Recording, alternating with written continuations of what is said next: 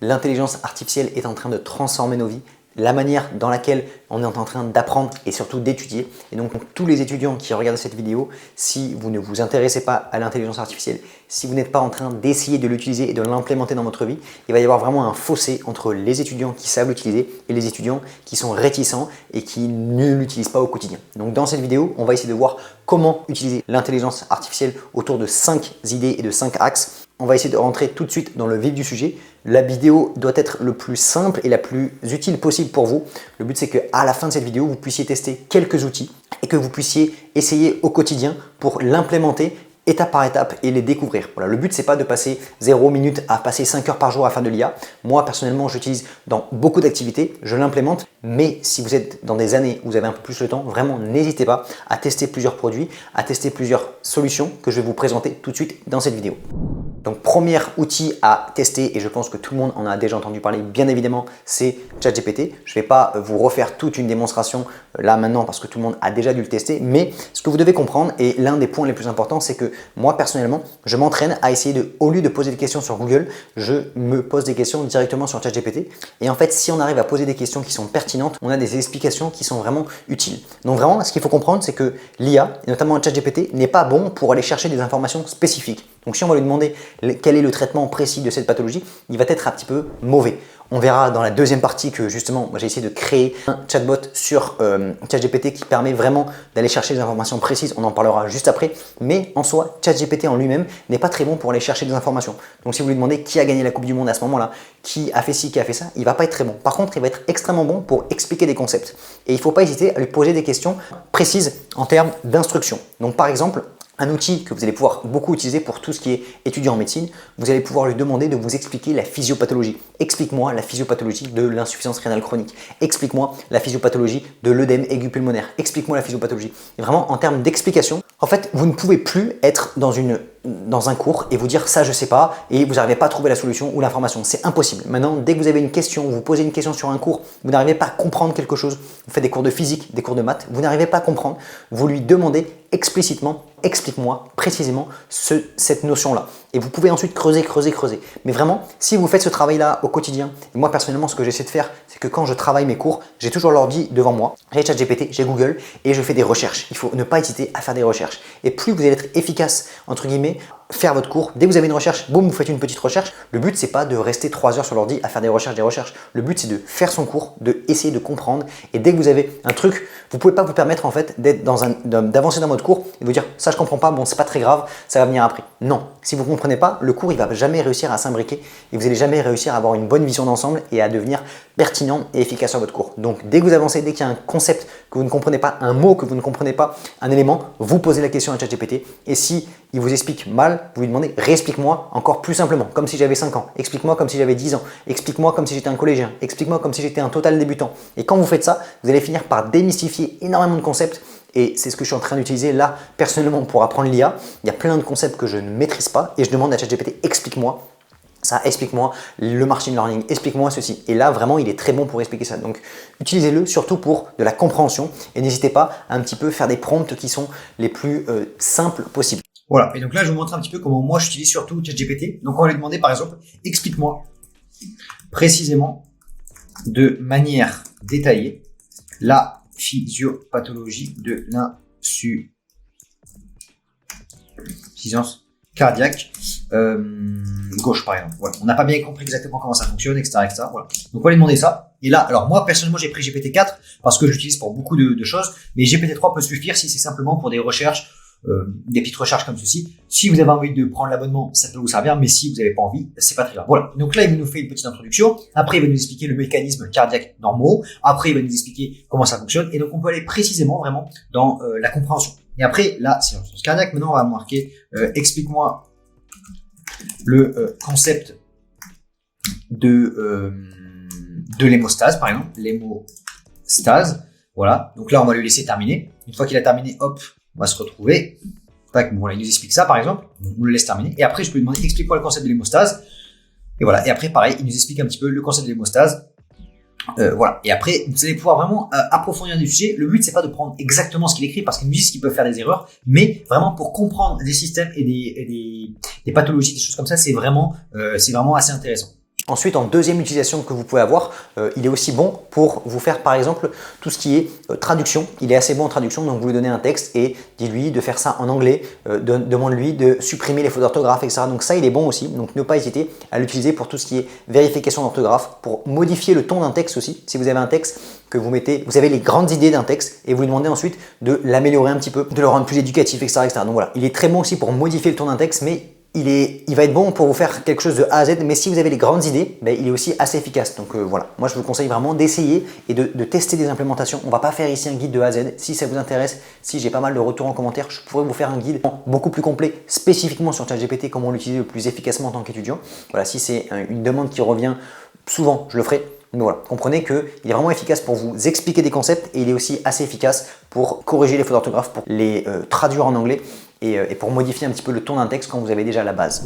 Deuxième outil que vous allez pouvoir utiliser, c'est surtout pour les étudiants en médecine. C'est un outil que moi j'ai créé personnellement, ça s'appelle EDN GPT, donc je vous aurai le lien en description, vous pourrez aller voir. Et donc en fait, ça va pallier au problème de ChatGPT classique. Je vous ai dit que malheureusement, ChatGPT, lui, il est entraîné sur plein de données, mais entre guillemets, il ne peut pas aller chercher des données spécifiques dans un cours ou il ne peut pas aller chercher des données spécifiques sur Wikipédia.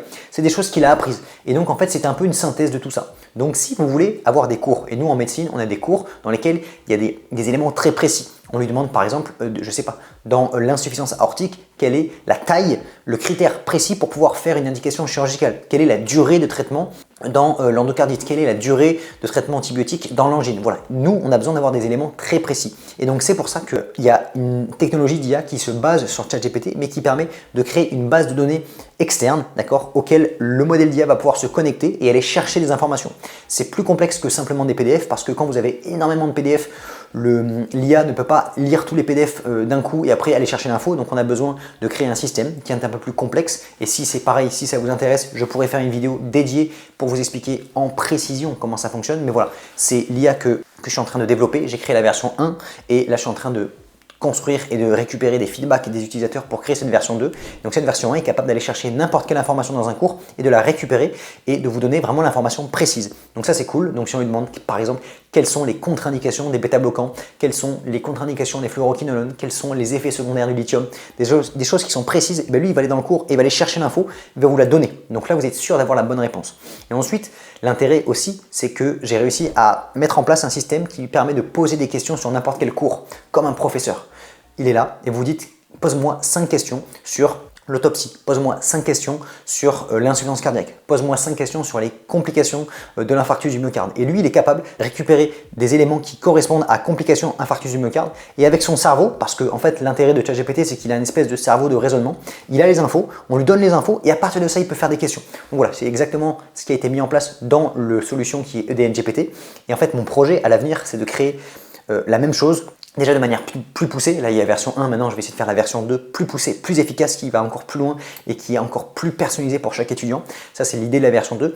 Et une fois qu'il y a cette version 2, que ça marche, les étudiants commencent à l'adopter, il veut pouvoir aussi tester ça et le faire sur d'autres marchés, d'autres types d'études. Et c'est là aussi que ça peut être intéressant de marquer un petit peu dans les commentaires s'il y a d'autres personnes qui font des études de droit, qui font des études de première année de médecine, d'autres types d'études dans laquelle ça pourrait vraiment leur servir. Et voilà, et on pourrait, pareil, échanger avec eux. Donc moi, je connais la première année de médecine, donc ça, je pourrais l'implémenter pour les premières années. Dans d'autres types d'études, il faudrait que je puisse discuter avec d'autres étudiants pour comprendre leurs besoins, comprendre qu'est-ce qu'ils ont vraiment envie que le chatbot puisse leur poser comme question, qu'est-ce qu'ils ont besoin de récupérer comme information sur les cours. Et quand on va pouvoir récupérer ce genre de feedback, là, on va pouvoir créer une IA qui est vraiment personnalisée pour chaque type d'étude. Sauf que ChatGPT, lui, il est bon pour tout. Si on veut créer vraiment des IA spécifiques pour chaque type d'étude, il va falloir que je fasse tout ce travail d'échange avec les étudiants. Donc là, c'est pour ça que moi, j'ai passé il n'y a pas très longtemps les concours de 4e, 5e année. Donc je sais parfaitement ce que l'on a besoin. Maintenant, on va essayer d'améliorer ça, de faire une version 2, ensuite de passer à d'autres types d'études et on va vraiment essayer de créer un outil extrêmement puissant. Voilà, et donc ça, c'est la présentation de EDN GPT. C'est l'outil que j'ai créé. Donc on va sur Chatbot. Si on veut qu'il nous réponde à nos questions, on va se mettre là. Ici, on va lui poser une question. Quelles sont les contre-indications en quinolone? Il va nous dire, voilà, la grossesse, les enfants, pour les cartilages de croissance, les allergies, etc. Donc ça, c'est la première possibilité. Ensuite, on peut lui demander de nous poser des questions. Donc par exemple, pose-moi 5 questions sur le traitement par lithium, voilà, par exemple, il va nous poser les 5 questions. Donc voici quelle est la cible de la lithémie, quels sont les effets secondaires, quelles sont les contre-indications absolues, quels sont les schémas de posologie. Donc voilà, ça nous permet un petit peu de nous poser des questions et de nous entraîner. Et après, il y a aussi une fonctionnalité dossier progressif. Donc, créez-moi un dossier sur les complications du traitement par morphine. Voilà, on peut avoir des dossiers qui sont un petit peu farfelus entre guillemets, et après c'est parti. Voilà, tac tac tac, diagnostic un cancer du sein, mise sous traitement, quelles sont les complications potentielles, hop, constipation, nausées, vomissements, oui, B, C, D, non, les HTA, je ne crois pas. Et voilà, et après il nous donne les explications, vous voyez, hop hop hop, il nous donne, tac tac tac, le D, hop, après passons à la question suivante, oui, hop, et là il va passer à la question suivante. Question 2. Voilà. Et donc ça, c'est vraiment l'outil que j'ai mis en place. Et donc, vous voyez qu'on peut avoir question-réponse. Et pareil, si on est ici et qu'on veut explique-moi la physiopathologie de...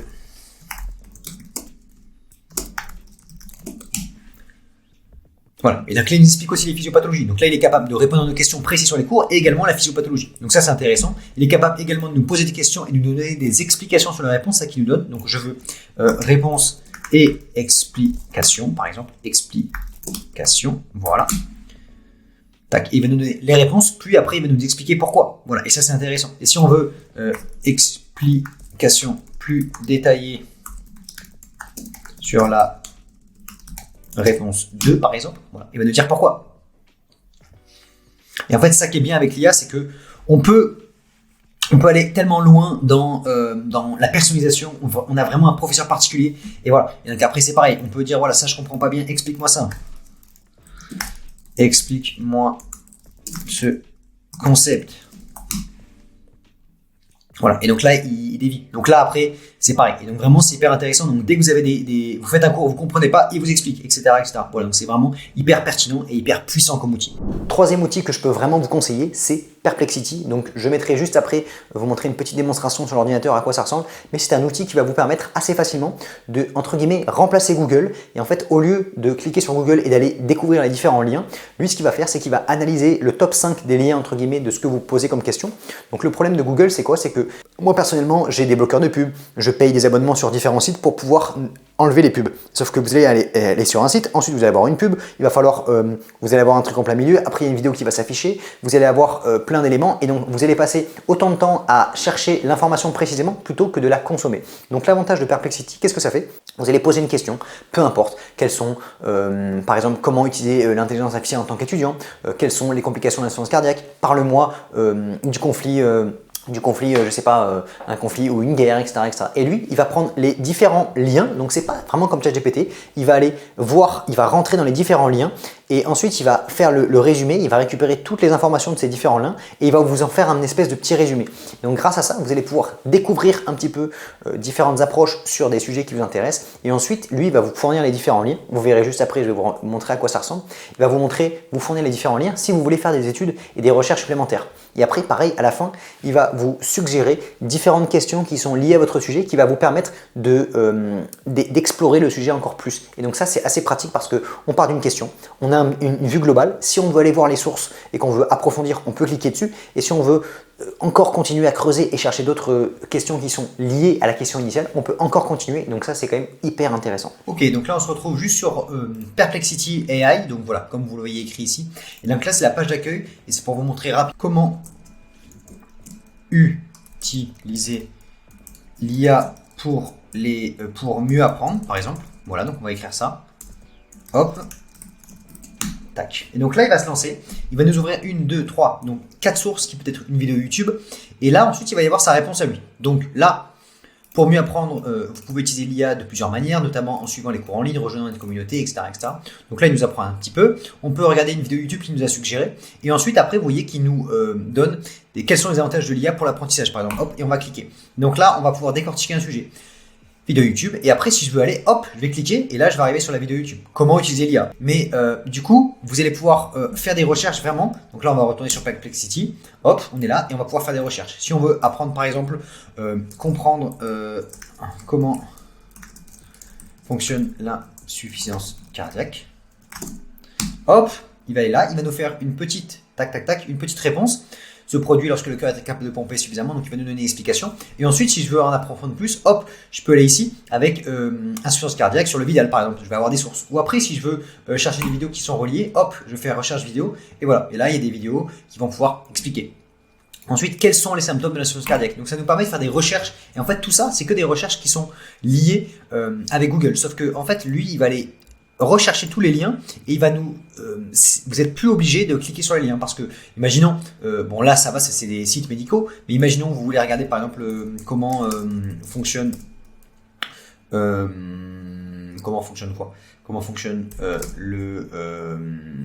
poumons. Comment fonctionnent les poumons. Donc là, vous allez avoir une réponse. Et là, on va aller par exemple là-dessus, sur ce site-là. Et là, bon, là, ça va, c'est pas trop, c'est plutôt bien expliqué. Mais il y a des sites où vous allez avoir des pubs, des choses comme ça. Et donc là, c'est quand même plus intéressant. Donc ça vous permet de faire des recherches beaucoup plus rapidement. Et donc n'hésitez pas à le tester. Quatrième utilité, et c'est ce que je vous ai dit au début, c'est de réussir à utiliser l'IA pour avoir une compréhension approfondie. Vraiment, l'intérêt, pour moi, l'intérêt principal de l'IA, c'est surtout qu'il va vous permettre de comprendre et de vous expliquer des concepts. Et c'est pour ça que moi, j'essaie de vraiment penser l'IA comme un professeur personnalisé parce que c'est bien d'utiliser l'IA pour créer des mails, pour créer des dissertations, mais en soi, du coup, ça ne va pas vous donner des compétences en dissertation et c'est juste que le système scolaire est mal adapté et donc dans le système scolaire, on va vous demander de faire une dissertation et vu que maintenant il y a ChatGPT, vous allez lui faire la dissertation, vous dites voilà, je veux ça, ça, ça, il va vous la faire mais en soi, ça ce n'est pas un travail que vous avez fourni. Donc ça n'a pas amélioré vos compétences. Ça a simplement amélioré votre productivité parce que dans un système qui n'est pas adapté. Mais demain, quand vous allez être sur le terrain, demain quand vous allez être quelque part et que vous allez avoir besoin d'avoir des connaissances et surtout de les appliquer, vous n'allez pas avoir l'IA entre guillemets directement ou quoi. Vous allez devoir appliquer directement les connaissances. Et donc c'est là où c'est intéressant, c'est vraiment de faire ce travail en amont. Et pour avoir vraiment un apprentissage qui est bien meilleur, vous devez avoir un système de compréhension. Alors attention, ça va dépendre du type d'étude, mais vraiment un système de compréhension très poussé qui va vous permettre vraiment d'être extrêmement allé sur les cours. Et moi je le vois en médecine.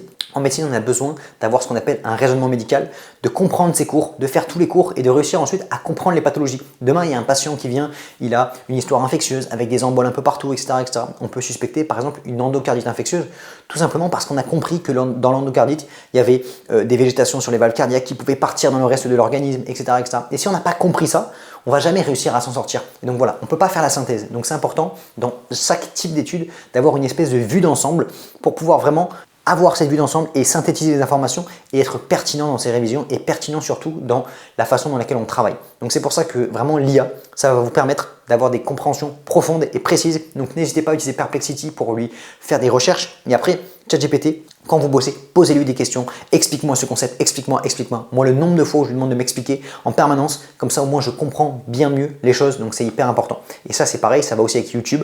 YouTube, on peut apprendre énormément de choses. Dès que vous avez une question, qu'il y a quelque chose que vous ne comprenez pas, boum, vous mettez la question sur YouTube. Et je pense que ça, c'est une compétence qui est hyper importante à développer. C'est le fait de réussir à avoir de l'auto-apprentissage, de savoir apprendre, de savoir rechercher, être curieux et de réunir un petit peu une réflexion, un apprentissage qui est global et de raisonnement. Et quand vous arrivez à bien raisonner, que vous avez différentes sources de données et que vous arrivez à faire la synthèse de tout ça en développant une compréhension, là, vous allez vraiment être de bons étudiants et surtout avoir une bonne capacité d'analyse. Et la dernière chose, c'est exactement ce que j'ai mis en place dans mon modèle d'IA, mais ça va s'appliquer à tous les types d'études, c'est de vous entraîner grâce à l'IA. Vous pouvez lui demander à l'IA, en fonction du type d'études que vous avez, pose-moi, imaginons que vous êtes en études par exemple de maths, vous pouvez lui demander de vous créer des problèmes. Si vous êtes en études plutôt de droit, vous pouvez lui demander de vous faire des sujets que vous pouvez avoir aux examens. Et donc lui, il va pouvoir vous inventer des sujets. Et après, vous allez pouvoir peut-être aussi lui donner ce que vous aviez pensé mettre et il peut vous donner de vous faire des retours dessus. C'est ça qui est intéressant. Donc il peut vous poser les questions et ensuite vous pouvez mettre vos réponses et il va pouvoir ensuite vous donner sa vision des choses par rapport à ça. Il va pouvoir vous donner des feedbacks, des sources d'amélioration. Donc c'est vraiment hyper intéressant. Il faut surtout pas sous-estimer l'IA par rapport à ça. Donc voilà, moi c'est ce que j'aimerais mettre en place, c'est ce que j'ai déjà un peu mis en place dans mon modèle. Mais le but c'est d'aller beaucoup plus loin, de faire vraiment un professeur personnalisé qui vous permet de réviser, de poser des questions, de vous expliquer la correction, de vous tester sur des connaissances. Quand il voit que vous avez des soucis, des problèmes sur quelque chose, il va chercher dans le détail. Et en fait, c'est ça. Il faut vraiment être capable d'être travailler de manière concentrée, d'approfondir des sujets, de les comprendre et de s'entraîner. Et quand vous mêlez tout ça grâce à l'IA, vous allez devenir des super étudiants, vraiment des machines de combat. Voilà. Donc en tout cas, j'espère que cette vidéo sur l'IA vous aura plu. N'hésitez pas à me faire part un petit peu des retours en commentaire. Est-ce que vous avez envie que je fasse un sujet plus approfondi uniquement sur ChatGPT, que je vous montre un peu plus Perplexity? Voilà. Vous aurez dans tous les cas la vidéo démonstration de ChatGPT et de Perplexity dans la vidéo. Moi, je vous souhaite plein de bonnes choses. N'hésitez pas à aller voir dans la bio EDN GPT. C'est l'IA que j'ai créé et que je suis en train d'améliorer au fur et à mesure pour créer quelque chose d'exceptionnel. C'est vraiment le tout début de l'aventure. Il y a aussi sur la chaîne tous les vlogs sur Road to Scale. Je suis en train de documenter toute l'évolution de la création de cette révolution. Voilà, je suis vraiment en train d'essayer de mettre ça en place. Étape par étape, version 1, essayer de recruter des gens qui vont me permettre de monter ça parce qu'il y a un côté technique. Et voilà, je vous souhaite plein de bonnes choses, plein de bonnes révisions. C'était Robin. Ciao.